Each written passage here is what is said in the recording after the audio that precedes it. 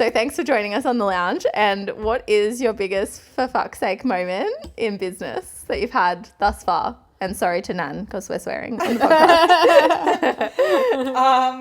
How long have you got? I know, everyone says that, right? Yeah. What's today's for fuck's sake moment? Lately, it's been all connected with, I suppose, growing and going into an industry that I didn't know anything about when I started. So, you know, that comes with challenges like refrigerated vans, trying to find people to service that when things go wrong, the deadlines between that, the machinery, the packaging machinery that that I've invested in when things go wrong with that. So there's a lot of moments like that that are, feel like it's a constant challenge all the time. You just find yourself going, why do I have to figure this out? Yeah, like the kitchen team turn into engineers and mechanics and, you know, like, but that's just, you know, and that's just the way it is. That's just running a small business. Industry, I suppose. Yeah, but there's lots of those, for heaven's sakes, moments. Yes. There's a go-to, so yeah. Oh my There's goodness. many, isn't there? For those of you who don't know yet, can you give us a quick version of who is Kelly Eastwood and what maybe brought you here today? Sure. Yeah. Okay. How long have we got? Well, I'm a chef, and I started off my career on Superyachts overseas. So cool. Traveling around the world. It was that's awesome. Had a ball. Did it for a long time, roughly 14 years, and worked for the rich and shameless. Saw lots of things that I'll probably get shot for if I speak about it. Oh my goodness. And then after that, I ended up working in. I didn't want to work. I'm not a restaurant chef really. I always knew I loved food, so I was always looking for different ways to explore that. And so when I came back to Australia, I knew I didn't want to work in a restaurant, or I had to sort of get my tickets, but I ended up working in television, so I worked behind lots of different television shows, creating challenges, auditioning contestants, watching the show and watching for things to go wrong and letting the guests know, but we can go into that later if you want. But basically, that was my career for, maybe 7 years, something like that. So, did lots of TV shows, and then one of them was River Cottage that brought me to the coast. And then that was heaps of fun for a couple of years, and then Foxtel pulled the plug on that. How rude. Yeah. Come on. And I decided to stay. So I was kind of going between MasterChef and River Cottage towards the end there, and then I ended up staying and starting my own business, which has also changed a lot. and that was Eastwoods Deli that's right. in Bermagui. Correct. Yeah, amazing. And so what has that evolved into over the years? Well, it started off as a cafe and a cooking school. I thought that was a great idea, but I guess I didn't really think that, you know, I'm in a really small fishing town. Yeah. I just thought, it'll work. But, you know, having a cafe in a small coastal town like that is, I'm sure, as you've found, is really challenging. The seasonal aspect to it, it's feast or famine, and I didn't realise how challenging that would be. So I was constantly looking for other ways to keep the business afloat in the quiet time. So the cooking lessons were really good for that, and they were also great fun. I mean, it was a carryover from the River Cottage cooking school as well. So that was lovely. We had lots of people from River Cottage days that would come and do lessons, and then sort of, you know, tapping into new customers. It was really fun. And then, of course, you know, bushfires happened. Exactly. And, we were commandeered by World Central Kitchen, which is an American not-for-profit. And, basically they took over the kitchen, trained me up, and we did it for 7 weeks, and 270 volunteers. Wow. And the numbers are huge. 40,000 meals. I can't remember. Yeah, I read like something. that. Yeah, But it was like every single day was like opening up a new restaurant with a whole bunch of new staff that haven't worked in a restaurant before. Oh my God. And you've got to have everything out. Their thing was you've got to have it out on time. So people at the other end that you're delivering to, they might have lost their house, or, you know, they're all traumatized. They know that they can rely on you, and you're going to be there at the same time every day with hot food. So there were always it was a lot of pressure, big deadlines to get it out on time. That happened, and I learned really quickly how to cook in volume. Yeah. All the tricks and things like that. Instead of just a la carte in a cafe, it was all of a sudden we're cooking for hundreds, thousands a day. So I got taught really quickly how to do that. And then at the end of the bushfires, we reopened the doors for 3 weeks, and then COVID hit. Yep.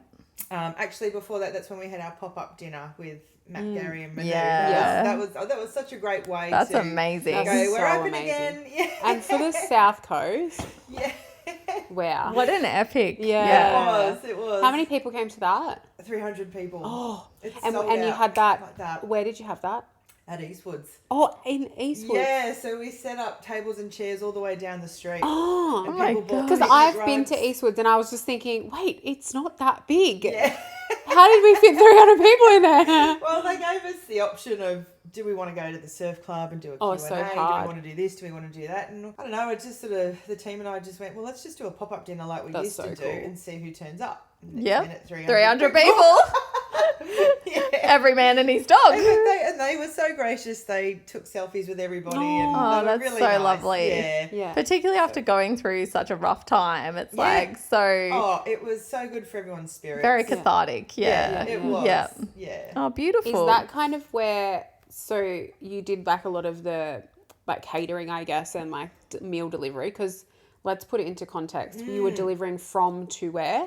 During the fires. Yeah. Oh, we were delivering from Bermagui, from Mallacoota. Yeah. From Bateman's all the way down to That's a Mallacoota. huge area. Yeah. Yeah, it that's was. massive. So we had volunteers. They would drive up past the Eastwoods doors, treat it like a drive-through, Yep. and there'd be like a SWAT team just getting all the hot food into the boots, and then they would go, and then the next car would line up, and then they would go. And Sounds like a pit crew. yeah, it was. It really was. Yeah. It's like the food's hot, it's got to go now. Yeah. Gotta and, go, we've got yeah. deadlines. So yeah, and That's these- incredible. These volunteers are driving through all sorts of devastation as well. So Yeah, I can yeah, imagine. it was it was They'd probably been through it as well, or were they from a lot out of the them area? Lost homes. A lot of Yeah. the people that helped lost homes as well. A lot of them lost everything. Some of them were really it was a really interesting time.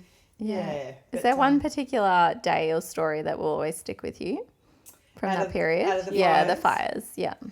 Yeah, there was one guy that his father turned up one day, and we're all under the pump and everything, and he turned up and he burst into tears and said his son wasn't doing very well and he wouldn't leave the hotel. He'd lost his he'd lost his home, his business.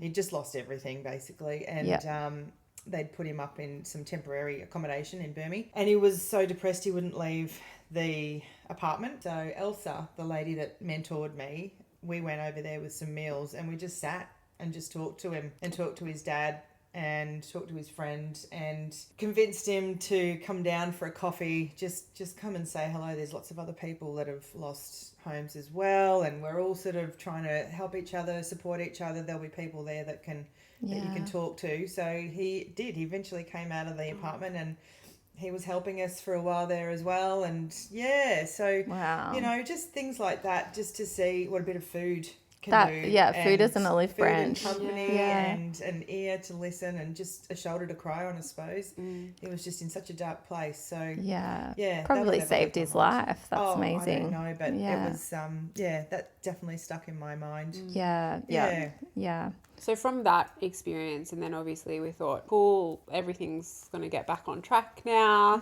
And then COVID, is that from that experience where you were delivering so many meals, is that kind of where the idea during COVID came from to get into that delivery? Definitely. Yeah. We were already doing a little bit of it. We were delivering up to Lake Crackenback during the snowy mountains.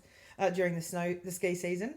So we'd had a taste of it, and but it was just another little sort of side hustle, I suppose, but that I was going to work on. But yeah, when COVID came, I mean, it's just like we all wanted food delivered Who was to our prepared doors. for that? Yeah. We Yeah. wanted food delivered to our doors. So In bulk. yeah, I think we were just so excited to get a meal like from a shop, like or a cocktail. Yeah, delivered. Yeah. Anything. Yeah. Like I don't want to cook anymore. I want to eat out, but I can't eat out. Yeah. So this is the next best The next best thing. Yeah. But also I think the community were really Oh, yeah, that too. trying to support like get behind local and get businesses behind and stuff. businesses that had shop fronts and couldn't open. And Yeah, absolutely. obviously just before that we'd all been through the fires, so it was just one thing after the other. Absolutely.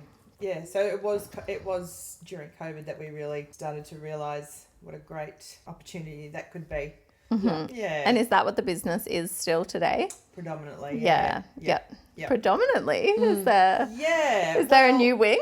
Well, no, I was listening to Kirsty's podcast not long ago, and she said that I'm next level. Yes, When it she did comes say to that. business, I did. Yeah. I can't sit still. I'm always looking for another challenge. Once I feel like we've, nailed one thing, then I'm off to the next idea. Yeah. I love finding different income streams, and it's probably from feeling like the rug's going to be pulled from under my feet any moment. And it's my first business. It's, I've never done it before. And just that feeling from the fires and COVID that you could lose everything you've put your heart and soul and your money and everything into, it's a risk, it's a sacrifice. Huge risk, yeah. So I'm constantly trying to find so I think, okay, so if online door-to-door goes down, we've still got this, and if this goes down, we've still got that. So that's the way that I operate now. I can't operate in any other way because I'm just nervous all the time that something's going to happen. But it's also a fun challenge. Yeah. Because there's a lot of That's how we reframe it. Yeah. This is a challenge. This isn't stressful at all. I see it as a We would get along really well. I'm very much the same. Very much the same. Yeah, we'll get along fine. I don't need therapy for this. It isn't an issue. But is that a drama bomb or do we need to do it? Oh, it's absolutely a drama bomb. We should definitely do it. But we're going to do it. Just in case. But the thing is, you know what? Like, we are living, how many times can we hear? It's unprecedented times. It's unprecedented times. So I think we've been programmed this way to be ready for these unprecedented times. So and it's too. like, Yeah. we've lived through a global pandemic, for goodness sake. Who would have thought that we had to run businesses through a global pandemic? I know. And we did, and we survived it. And we only did that because we're these crazy people that are like, well, we'll just come up with another idea. Just make it work. Exactly. Before we move on, Yes. I watched Below Deck, so I'm a huge super yacht fan. Any good celebrities? Or you can't say, have you got NDAs and stuff? No. No? I mean, can now. Back in the If- day, any it would've juicy been ones? If one of them listens to our little Eurobadala podcast, I'm going to be can you stoked. give me one so I can tag them? PR's good PR. Yeah, that's right. Yeah, any juicy ones? Or you don't have to go into a story, but... Well, Steven Spielberg was one of them. Oh my God. And, he used to walk around the boat with a handy cam back in the day. So he would. So I can say I've been on a Spielberg movie because he's filmed me in the galley. Oh my gosh. Who else? Oh, Bill Gates. Oh yeah, as my you do. God. Yeah. Yeah. Questionable. Yes. Yes. Princess Fergie. She's Oh, another yeah. one. Who else? A Russian oligarch I worked for a long time. Yeah. That was interesting. What size boats? That one with the Russian oligarch, that was 50 metres, which is small these days. Yeah. But he also had a fleet. So Oh, yeah. As you do. Wow. With a helicopter that goes between them, probably. Yeah, there's one in the Maldives, there's one in the Caribbean, yeah, there's one in the Mediterranean, And so you're the chef on board, and do you just make whatever they're feeling like? Or? Yeah, pretty much. It'd be like me working for you and you just say, I feel like pasta vongole today. Oh my God. And my friends feel like a tiramisu and some sushi. Can you please Whip throw that that up. together? Yeah. Oh. At 3 a.m. Oh, No worries. I wasn't sleeping. That's fine. After you've done a big buffet, that's how it is. You've just got to be, prepared to cook anything. And also learn to, when you're working for a family, it's also, you sort of learn what they love, what they don't love. And then in the end, the back and forth, the conversation sort of stops, and then they learn to trust you and and you just go with what you can find at the markets So you will live aboard like for a particular family, not like not like Below Deck, like where it's someone coming on for a couple nights here and there. They're charter boats. Yeah. So I did work on some boats that chartered out. Yeah, some of them did, because a lot of them don't like to sit in the Mediterranean throughout winter, so they go to the Caribbean and that's when they'll charter. And so I did do a bit of that. Yeah. God, that'd be a challenge. Do you get seasick at all? Very. Yeah. Very. Yeah. That was Trying the to hardest. cook. Oh. And you don't have windows down that galley a lot of the time, do you? Sometimes? No, I always had windows in Oh, the galley. you did? Yeah, yep. And they're surprisingly big. Everyone thinks they're small, but they were like, some of them are as big as this lounge room. Oh my Maybe gosh. twice as lounge, yeah. Some of them Amazing. are really big. One of them was 90 metres. Yeah, So wow. there's some big ones out there. I mean, that's probably small these days. I think they're all around They're 150, 200 they're metres ginormous. now. Yeah. So But I interesting. did get seasick a lot. A lot. Oh. A lot. Oh, and seasickness is the worst. And we'd have to do Atlantic crossings. And you still got to cook for the crew because they've got to eat. Yeah. They've got to eat, yeah. So it's fun when you're in high seas chopping raw chicken. Oh. It taught me a lot about It's like when you have morning sickness resilience. and you've got to yeah. eat. Yeah. Yeah, I think years of that. It's just Yeah, bring it on. What else you got? Yeah. It's like I've chopped chicken in the Atlantic. Yeah. This is easy. It's like that meme that's going on at the moment. It's like, you think you can hurt me? Well, I'm a millennial. I chop chicken whilst seasick. So stuff High you. seas in the Atlantic. Yeah, that's right. It's like when I did my foot and the doctor was like, you're going to need 12 weeks off work. And I was like, that won't happen, mate. Yeah. And he's like, oh, okay. I just give the advice. You don't have to take it. I was like, noted. Was there a moment where you realized, like, what was the progression in the business from the early days to now? Like, how many staff do you have? Was there a moment where you start to realize, oh God, this is bigger than just, just me and what I'm doing? Feels like that at the moment. Yeah. sometimes. Yeah. Well, basically, I had a team of about, 8, I think, before COVID hit, and then lost everybody, except for Anne, who's been with me for so many years now. She's my 2IC, and she's my right-hand lady. So we sort of stuck through COVID together. And then, now I think we're at 10 now. Wow. 10 with a couple of temporary people that fill in every now and then. And I think we're at the point too where we're going to have to look for a second kitchen. Wow. Because we're bursting at the seams. So That's amazing. Yeah, so it's exciting. a good problem to have. Yeah. But it's like, I don't know. How to navigate that one. Yeah. Still trying to work that out. A second kitchen or a bigger kitchen? A second kitchen, I think. Yeah. Wow. Awesome. Yeah, somewhere further up the coast. Yeah, I was going to say somewhere else. Further up the coast. Yep. 2 locations. Oh. I think so, yeah. Amazing. Yeah. Exciting. Yeah. You sound like Yeah, you're just saying it confidently.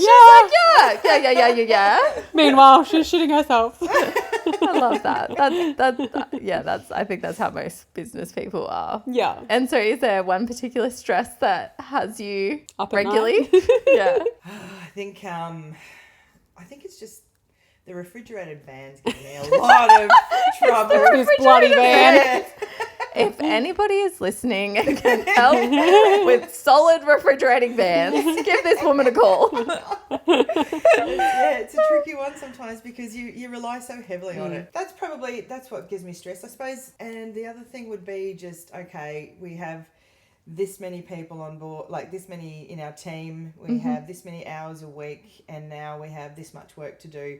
How are we going to squeeze it all in? Yeah. And it's just, and finding ingredients, that's another one too. But I think the workload, it's good. It's a good problem to have. Yeah. And it's not that we're not coping, but you can feel the growth spurt. You Yeah. can feel it. And I've always sort of let the business grow organically. Yeah. Haven't done too much marketing over the years because I don't want to bite off more than I can chew, and I don't want to send out food that doesn't have our standards, and I don't want to lose integrity. So it's just been growing slowly over the years, but you can feel when there's a bit of another growth spurt because it's. And I feel like with those growth spurt times, it's hard to know whether to push. Yeah.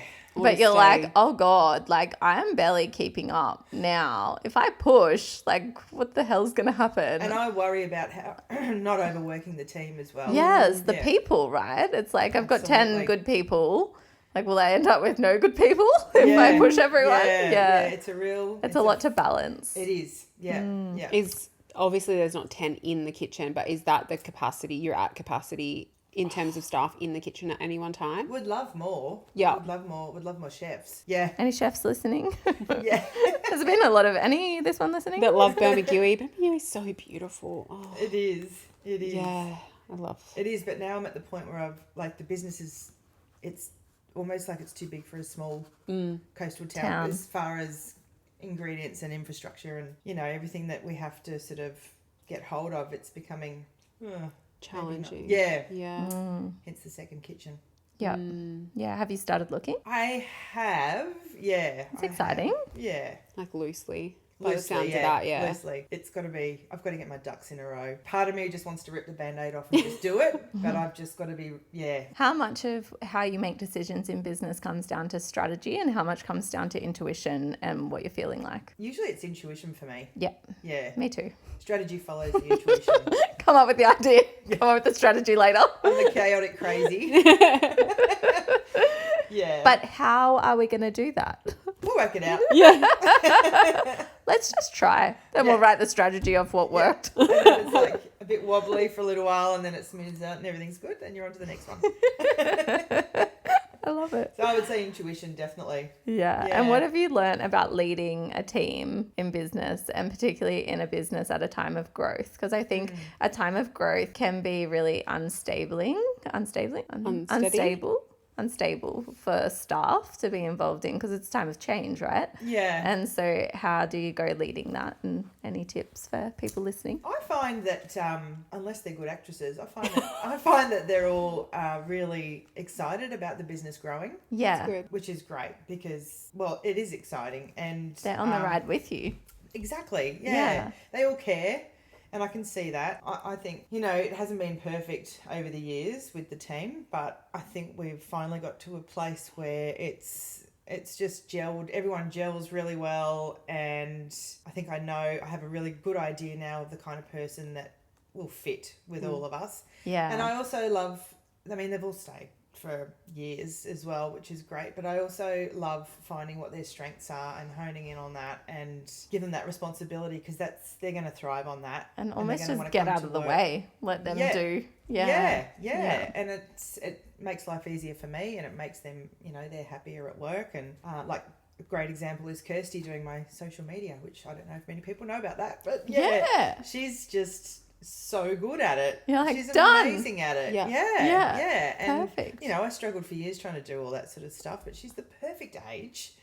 She gets it all and she's creative and she's really good at it. So yeah. There you go. That's just I just love finding people's strengths and I feel like more leaders need to hear that. Yeah, and do I think it's like a new way of leading with your team rather than in spite of your team. Yeah. So like, you know, rather than going like, oh, look at me, and it's like actually the superstars that made you. It's like, no, look at them. They're amazing. Absolutely. Yeah. I've always said if you think you're an A, hire an A+. And I think Steve Jobs said that. Yeah. And I've always good felt one. that way. If we hire chefs, I mean, the chefs that I have at the moment are incredible and I'm always learning from them. I think that's just the best way to be. Yeah, hire people that can do things that you can't. Yeah. Otherwise, you're just hiring other clones of yourself. You've already got you. Yeah, and you'll end up doing a million things that you could be doing other things as well. Absolutely. And so now you're moving into the wholesale space. And what's driven that decision? Again, another income stream. It's just a crazy idea at 11 You o'clock know, like at night. during COVID when the government was just like pivot. We had this on another chat. And then we pivot. And then we we pivot. I just feel like this is the epitome. Like this is like Yeah. we're just still pivoting. We started pivoting. You can stop pivoting. And we're still pivoting. Forever pivoting. Forever. I suppose like I kept seeing them ready meals in little little stores and supermarkets. So I've been a ready meal nerd for years now, and I stalk all the ready meals in supermarkets whenever I travel, even overseas, wherever.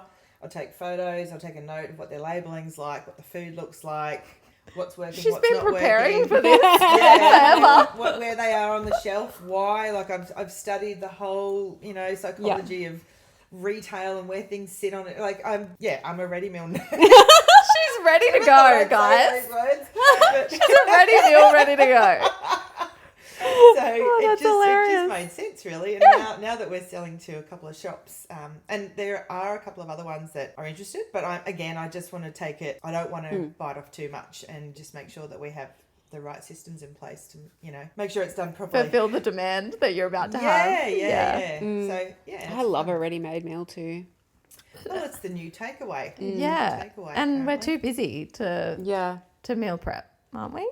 I just love, like, well, because I'm, like, in the health space a little bit, like, I just love to be able to pick up something and be like, okay, I know, like, it's all done for me. These are the calories, the macros, whatever it is. Mm-hmm. And I know that that's all sorted. I don't have to think about it. And I can have something different every day. If I meal prep it, I'm like, I'm not cooking something different for every day of the week. Well, by the time you buy all the ingredients as well, it ends up really expensive. Yeah. These days. And then you spend all of Sunday meal prepping for the week, and and you're like, there's my weekend You're gone. my perfect customer. Yep. I am it. She's ready. Put your order in, love. Yeah, I know. I'm better. So what role do you think good nutrition plays in helping people with busy lives? We just touched on that, didn't we? Yeah. It's really, really important. And do you think it's becoming, it's so focused on, right? Like, Yeah. like what's in the food. Absolutely. Like they plonker 10 grams protein in black and suddenly everybody wants to buy That's it. the marketing now, isn't it? It probably already had that in it. It was superfoods, now it's protein. Yes. Yeah. That's the buzzword. Buzzword. Yeah. And so as a brand, are you leaning into that or? Yeah, definitely. We've just had our recipes reviewed by a dietitian as well. So we had to get them all assessed for the aged care stuff that we because do. you're in the NDIS.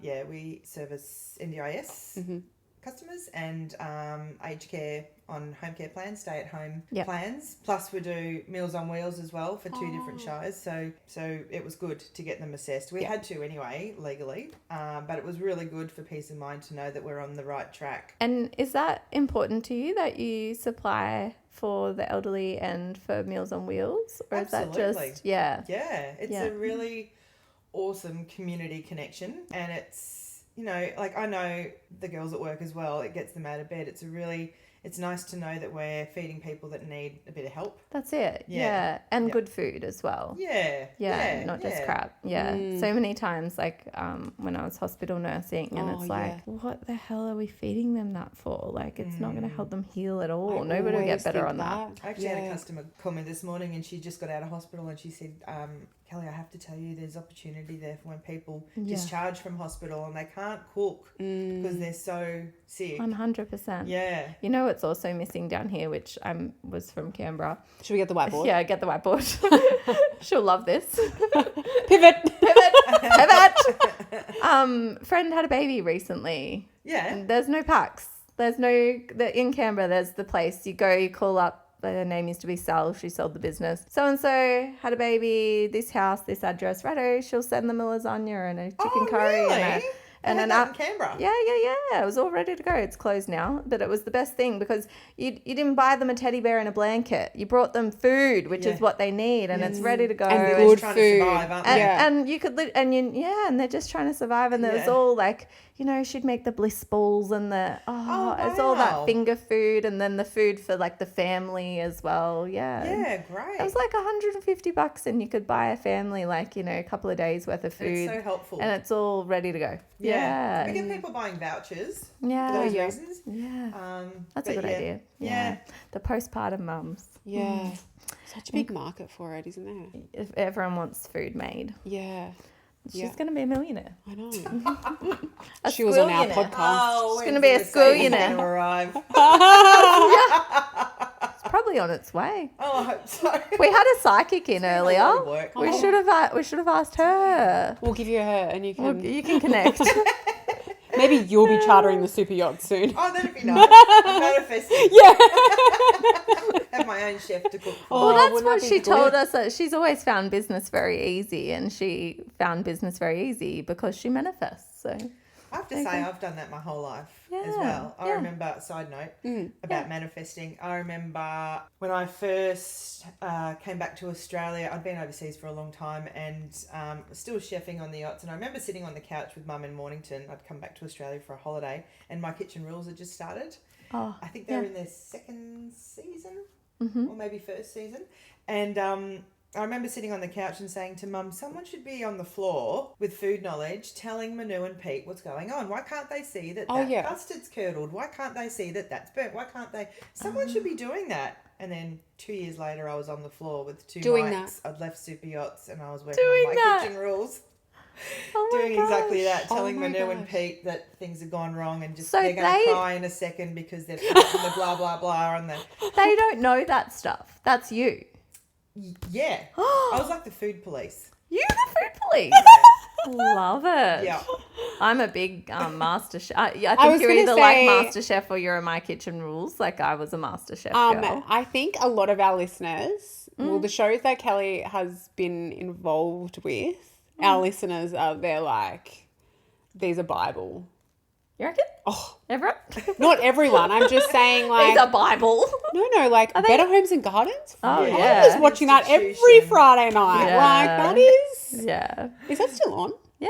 Yeah. It's still I mean, I on. don't It's watch not- mainstream TV. It's not as not good as anymore, is good. it? I know. No. Nowhere near But as like, good anymore. what else we got here? MasterChef, MKR, Better Homes and Gardens, The Great Australian Bake Off. Did you get to try all that? Well, yeah. Yum. She's not. Oh. Yeah, she's like, no, it's not actually very good. Some yes. Very much no. Maybe no. I'll be the size of a house on The Great Australian Bake Off. But I watched the behind the scenes thing of MasterChef, and when they taste the food, it's often cold and like later. Yeah. Really? There's- I can't remember how many crew they've got now, but there's something like 20 cameramen. They all, Yeah. legally they have to have breaks Yeah. a lot. Yeah. And so there was like 5-hour breaks sometimes on a shooting day just to fit certain bits of filming in and scheduling and whatever else. So yeah, the food is generally cold, but that was our job as well to make sure that, It's safe to eat. yeah, 'cause you don't want to kill the judges. Sorry. Cause of death. Because of death. Salmonella. Food went off. Not a good look for the show. Not a good look. Not a good look. Oh, it's just so interesting, isn't it? Yeah, it's amazing. Back to like the fires and everything. So the World Central Kitchen is a global organization. How did that relationship come about? Okay, so Dora is a friend of mine. We worked together on MasterChef. I was a producer on MasterChef. And she had done some work with them with Hurricane Katrina. Ah, yes. Oh. And so she already knew World Central Kitchen. And then, when the fires kicked off, they were looking for a kitchen. Yeah. And Dora said, my friend's got a cooking school. Yeah. And how was it? How was that being mentored by them? Incredible. Good opportunity? Oh, yeah. incredible. What an Like bad experience. circumstances. Yeah, but what an experience. I mean, these guys, they fly into disasters, help the community, and then they fly out to the next disaster. Oh, What the a guys life. that helped mentor us went straight to Japan with the first COVID outbreak yeah. on the cruise ships. Oh, So they went from our yeah. fires straight to that, and that was their next activation over there. So it was, listening to their stories. They would and need a what lot they of therapy. do. Yeah, you'd think so. Yeah. They see a lot. So Yeah, they it was an would. incredible experience. Yeah. Yeah, that's and there amazing. were 26 of us that got medals from the Governor General. Wow. Yeah, so I I don't also think had that people in. know about. That's incredible. Yeah. National Emergency Medal. Yeah. 26. Congratulations. Yeah. No, that's pretty 26 from cool. one town. I think that's pretty. 20 just from Burmie. Yeah. That's amazing. Yeah. Why is 26 that like, volunteers. I don't know. that should be like, Headline. yeah. And like every year. Yeah. Like, remember? They all Should be got- like, when 2 you're years driving into since- Bermagui and there's the sun. yeah, just the Bermagui. pictures of all the 26. 26. Known for Known the for most most emergency medals. And 2 of them still work with me as well. Oh, really? Probably the most medal, Yeah. like of that type of medal for a small town. For sure. Oh, yeah. You would We'd be think. up there. I think Yeah. it's a story. It's Sure. definitely a story. Yeah. Wow. Next week you'll get a We're phone full call. of amazing human beings in Yeah, Birmingham. Yeah, we yeah. are. Yeah, that's But awesome. and I think we were touching on that earlier when you walked in, how just the South Coast, businesses and people on the South, you just Punchy. don't realise the background of a lot of them, even the businesses and the characters. Yeah. That they're totally. really punching, like you said. There's a Yeah. lot of great people on the coast. 100%. Yeah. Did the fires and COVID and all of it affect you personally? Absolutely. Yeah. Yeah. And how does that play out? I suppose I was on autopilot the whole time, Yeah. and then had a bit of I don't know if I'd call it a breakdown, but it certainly Little Menti B. caught up with me. Yeah.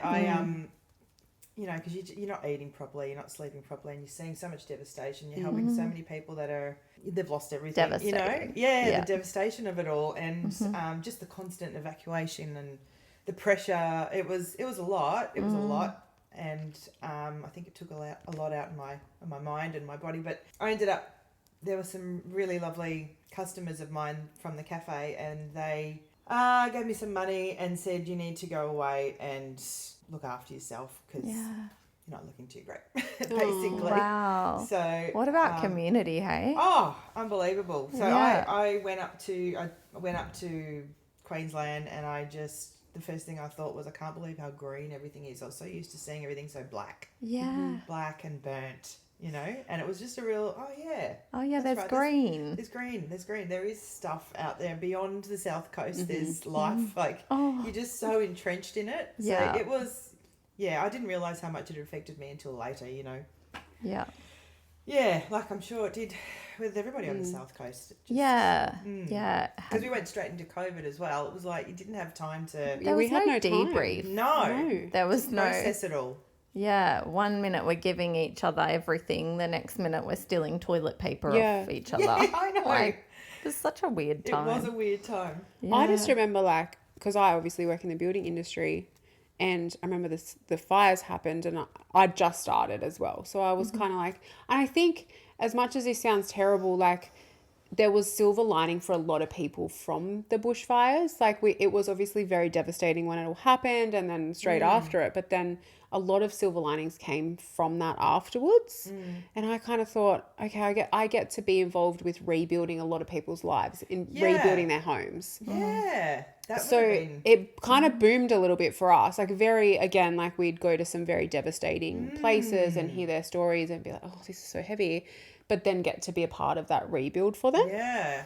And then literally 3 weeks later, you know, being called into the office because of COVID, and them saying, well, no one's going to want to build. So we're probably going to have to stand a lot of you down so that your job's safe when we can reopen. So it was just like this. So what happened with everyone's houses? Well, we still, like, obviously the trades and stuff were all, I didn't get stood down. Obviously we know what happened, and COVID boomed the property market. Yeah. But at that time, that was kind of... It was all the unknown. The unknown. So we continued. Like, there was no downtime there whatsoever.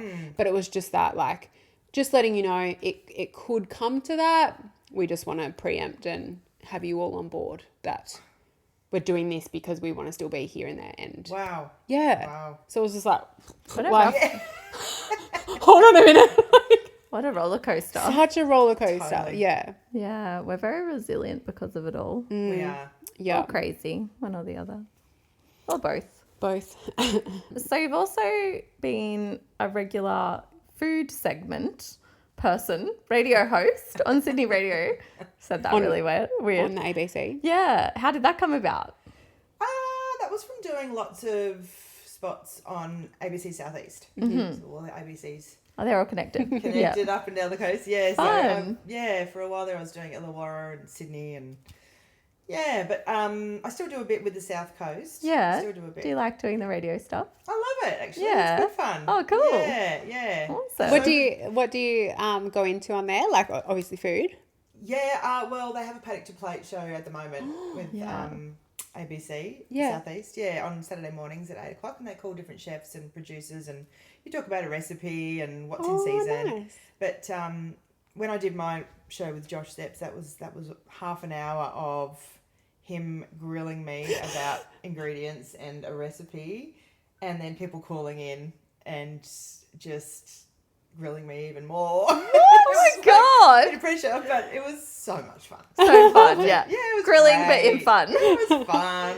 You know, people calling up, it's John from Bermagui. Hi, John. Hi, John. But... Welcome to the show. Long time listener, first time caller. That's so funny. And I didn't put this question on there, but you've also done a lot with the Oyster Festival as well, hosting on there, haven't you? Yeah, I did years ago. Yeah. Not recently. Not recently? The last couple of years. Oh, really? Oh, I've got a really bad perception of time. Like, I feel like it wasn't that long ago, but then when I look back, I'm like, oh yeah, well, it has been a while. Yeah, it's probably about 3 years, I think. Yeah, that right. I haven't done it. Yeah. But I did it initially for a while there. Such a good little, I love the Oyster Festival. Haven't been for a few years either. It's good fun. Yeah. Every successful business has challenges. What's been one of the toughest seasons to get through? Maybe the trucks again. The toughest season. I would say for us, because the tourists know that we're here now, so which is awesome. So we always have a little bit of a spike with holidays, but Christmas is massive for us. Okay. Because we do a Christmas menu, and basically we do everything but the ham and turkey. Oh, So like we delivered? So we do all the sides, the condiments, the sauces, the vegetables, the potato bakes, everything else, all the Christmas puddings. You can think of. And it's massive. It is huge. Like it takes. How many orders are we talking? Upon spreadsheet. Amazing. This is cool. I couldn't tell you. I think we did 250 deliveries last year. But it's all in one day, so there's that's lots huge. of coordination going And that's on. a lot of like food too. This It's is not so just like much. one No, meal. No, it's a lot. It's a lot. So yeah, there's a lot of planning that goes into that to make sure everything's still fresh when it goes out to the customer, and there's a lot. It's huge. So that I find that time of year a bit stressful, but at the same time I know that we're going to close for 2 weeks. So We can breathe we then. close for 2 weeks over Christmas, Yeah. which is it's kind of unusual for hospitality as well, but Yeah.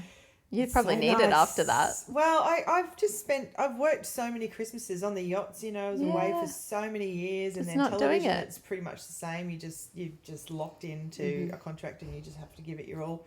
So I decided that I'll try and be Monday to Friday and Christmas off, and just have a bit of a life. Perfect. Why would you own your own business if you can't That's do right. that? Yeah. May as well just work for someone. Have you ever experienced imposter syndrome despite running a successful business? All the time. Every day? Yeah, good. All the time. I always find myself going, one day they're going to find out I can't really cook. Yeah. You just put that on a public Hiring forum. amazing chefs. It's so true. That's so funny. That's hilarious. Do you think you'd actually be happy with smooth and steady, or do you think you will always choose chaos and continuing to reinvent? Steady's boring. Yeah, so Yeah, boring. Steady's for losers. I didn't know you that well, and I could answer these questions for you. I'm like, nobody wants that. No, so boring. Oh, I've done some therapy, which we all should do. Yeah, it's good for you. Anyway, I haven't changed at all from it, but and she talked to me about, sometimes you should just, you can just, you don't have to keep doing something else. Go. Yeah. Well, what would I do? Then I wouldn't need to be there. No. And she said, I want you to, when you're coming up to a decision about whether to add something more to your life, you need to decide whether it's a drama bomb or whether it's if it's smooth and consistent, and just go towards the smooth and consistent. Ew. I can't do it in Did reality. you sack her? Oh, she's good with other things, but yeah, I don't know. So it's not my type of people that choose. But they are out there apparently. These people that I don't know many of Neither. them. Yeah. No. Yeah. I'd find that Boring. Yeah, totally. Yeah. It's like when you talk about like retirement. Oh, yeah. My husband's like, oh, don't you want to just go and like sit on a beach somewhere and like be retired? And I'm like, I certainly like the idea of sitting on the beach. But I would need to be doing That something. gets boring after a Yeah. while. Yeah. I love doing that too. Yeah. I love stopping. I love having a brain break. Yeah. The I love flexibility of being able to do it when you want to. Yeah. that. Yes. That's what I want. Yeah. Yeah. I can't see myself retiring. I mean, I love the idea of it. but Yes. I'll probably end up She'll be 100. volunteering for World Central Kitchen Oh, somewhere. 100%. Yeah. She'll be on the jet. Yeah. Yeah, or on my own super yacht. Yeah, on the super yacht. You would still have meals going out everywhere across the world. I'll sail in. Can you just send me 5 of those lasagnas, please? And what do you feel the most pressure about these days as a business owner, woman, leader, community figure? The most pressure. No pressure. you know, you always have to be, I suppose, you know, when you always have to be You're on. Yeah. Yeah. I find there's pressure in that. Because when you're having a day when everything's gone wrong and you know, life's just not working out that day. Yeah. And you've still got to be, you know. And I find that hard sometimes when you're in Woolies. Yeah. And everybody knows you. And it's lovely, but you're having those days when you've got no makeup or you've just had a big cry or whatever, and it's like, hi. It's Yeah, allergies. business is great, thanks. Oh, yeah. You know. Yeah. Yeah. I think that, and also financial pressure. There's always financial pressure. Absolutely. Well. Yeah. Yeah. That's always annoying. That's part of it. I know. I had a patient in the other day and she said, oh, Shelby said it's on the house. And I said, if I ever win lotto, I'd do that. Like, if I had all the money in the world, I'd just go in and do their face and they'd be like, there you go. Yeah, exactly. Because how fun would that be? I know. If we didn't have to make money. What excites you about the next chapter for Eastwoods? The next chapter, I suppose, finding new customers, seeing where it goes, seeing where the growth goes, seeing if my gut was right about Money? about tapping into, because I would really love to start delivering up to Mollymook and around that area, just beyond Bateman's Bay, which is another reason why I'd love to find another kitchen. So yeah, I think finding new customers is really, it's exciting to me. Yeah. Cool. Exciting times ahead. What would you say to someone thinking about starting a business but waiting for the perfect time? There's no perfect time. Yeah. Rip the Band-Aid off and just jump over that line. Jump on in, baby. Just go for it. There's never a perfect time. Yeah. Gosh, if there was, everyone would be doing it, wouldn't they? Yeah. Welcome to the chaos. You've just got to just get in the trenches and do it. Yeah, and like it doesn't always work, but like it doesn't seem to matter. You just find something else that works. It's a constant troubleshooting Yeah. process. Yeah. Nothing will ever always go right. Nothing Yeah. ever will. And not one day goes by in that kitchen where everything is going It would be right, weird, whether like it's- someone's tweaking the matrix or yeah, something. Yeah. whether it's a software problem or The van. something. Yeah, It's always the van. The bloody van. So yeah, it's just a constant troubleshooting process, and if you're not strong enough, but if you're not resilient enough to sort of see those problems through, you know, there's no point getting into business. Yeah, Really, don't do it. no. Yeah. Agree. Is there a particular meal that everyone keeps coming back for? Our lasagnas. I never thought I'd like have a business that was so lasagna orientated. Everyone loves a lasagna. Everyone. Yeah, that's our constant. It's just comfort food, It right? is, and it's also, I suppose, it's a frozen family meal in the freezer that they can just draw on those tired nights or whenever. Yeah, so You've got sport, it's boom, it's done. But it's also because I would love to see more Asian restaurants on the South Coast. Yeah. You know, but we do a lot of Asian food, a lot of curries, that sort of thing. Yum. That you can't find. We do Ethiopian. Oh. We do all sorts of different things.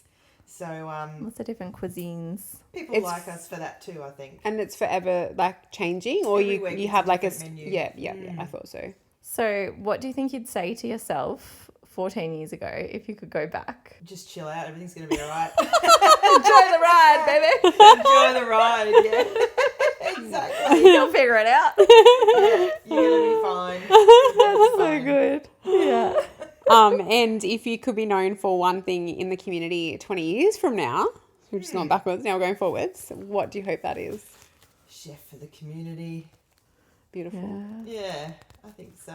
Yeah. It's been a big part of my world moving Yep. down here. Yeah, the community's been huge. And I hadn't had that because I'd been travelling around on the boats around the world and I'd been moving around a lot in television, Sydney, Melbourne. And just being in one spot has, It's pretty given me the epic. chance to connect with community, which I've never really done before. So Yeah. that's huge. Yeah. And what's your favourite place, talking South Coast, to South stop in Coast and only. have something to eat? Oh. What's your go-to? As in restaurant? Or Yeah, or Yeah. like it could be like, where do you think does the best like pie or sausage roll or fish and chips, burger, whatever it yeah. is, like where's your fave? Anything. Anything. I had the best Eggs Benedict at Mossy Cafe Oh, yeah. long ago. It had kimchi hollandaise. Yeah, Shout out to Belinda and the team. Yeah. I just love that group. They're Yeah. just such They're great people. legends. Yeah. And the banh mi's at Blue Heron are pretty good. Oh, yes. Okay. Yeah. Yes. What else? I've usually got a few things that I know when I'm driving up. That's what I thought. That's what I was like, I need to know these spots. Yeah. Yeah. She's left 5 minutes in the schedule to duck in here and I love asking. Stop being able to talk. I love asking this question. If you weren't doing what you're doing, what would you be doing? I'd probably still be working in television, I think. Okay. Yeah. I think I'd still be working in television. Or radio. I don't know. Yeah. But something, I don't know. Cool. Something like that. Something creative. Yeah. I worked in cookbook production a little bit too. That was fun. I'd love to write a cookbook one of these days. what haven't you done? What haven't I done? Yeah. Exactly. Worked in a tuck shop. There's still time. That will be what you do when you retire, work in a tuck shop. Eastwoods takes on the local schools. At my daughter's school, they did a special once. So my husband's Maltese, so like he's very much into cook. I don't cook, right? Like no. So no. So yes, I'm your ideal customer. But there was spaghetti on the menu one day. It was the special at the tuck shop, and she was like, "Can I get that in lunch order?" It's her favorite. Like she'll go back for seconds, thirds when he cooks it. How was the spaghetti? Crap, Mum. Had no flavour. So bland. Oh dear. And I was like, that's because they've Hopefully got to cater for the masses. Hopefully the tuck shop lady's not listening. It's previous, not recently, guys. If anyone Okay. from the tuck shop's listening, not recently, but this was like when she started school, and I was like, Oh dear. because he's so like he cooks very well, Her standards are high. so her flavor, like she loves chili, like wog food. So yeah, it was just hilarious to see that like the way that it's like food has kind of gone a bit bland for kids because there's a lot of fussy eaters. Yeah. She's like, nah, give me all the flavour. That's good. Yeah. That's Oh really yeah, good. I'm not complaining, but I was like, oh, sorry. No, that's a really good problem to So have. you can go work in the tuck shop. Hopefully she'll like it. Your biggest critics. Yeah, probably. Callie. Well, no, the kids. Kids are the biggest critics. Yeah, they are. They would be hard. And they just Absolutely. tell you how it is. Yeah. No filter. I am not allowed to cook a spaghetti bolognese at home because my boyfriend's daughter thinks that Dad's is the best spaghetti bolognese in the whole wide world. You're like, mate, I'm a And chef. I love cooking it. I am a but literal I've chef. been banned. Oh dear. Yeah. I made a lasagna not too long ago, and anyway, it sort of went a bit too crispy on top because I got distracted. And Ollie says to me, my 4-year-old, well, it's not the best. It's not your best, It's Mum. not, yeah. I said, well, thanks for the feedback, mate.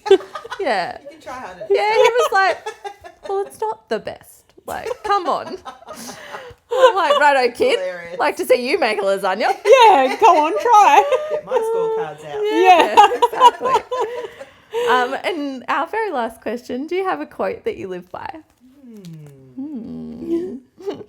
We got it. Yeah, we always It's get hard. someone on something. A quote that I live by. Probably if you think you're an A, hire an A+. Yes. I think so. That. Yes. Yeah. It's like an advice and a quote. Yes. Yeah. Yep, I love that. Good work. I always think in some days though I'm like, oh, I'm scraping in at a C. Yeah. Lucky I hired a bunch of A pluses D, hire an A+. and hope that nobody finds out you're a C. Just keep on hiring those A+. They'll think we're one of them. They'll never know. Well, they won't argue because you're the boss, so. Zip it. You didn't see that report card. It's been so much fun, Kelly. Thank you so much for coming on and being on our coming lounge. up from Birmingham and jumping on the couch. Thanks for having me on. I No love what worries. you guys are doing. Thanks. Exciting. Yeah. Very fun. Yeah, so exciting. Yeah. So cool. Thanks for having me. If you liked the chat today, don't forget to like, subscribe, share, give us a 5-star review, follow us on all the social media and the like. We're on and, TikTok now. You know, I don't touch it. Oh, okay. We're on there though. Follow us on You TikTok. can follow us. We won't get anything. We're on Anyway. YouTube. Yeah, YouTube. That's the We're- one. we're Yeah, doing yeah, it. Yeah, Yeah. we're doing it. All right. See you next time, guys. Bye. Bye.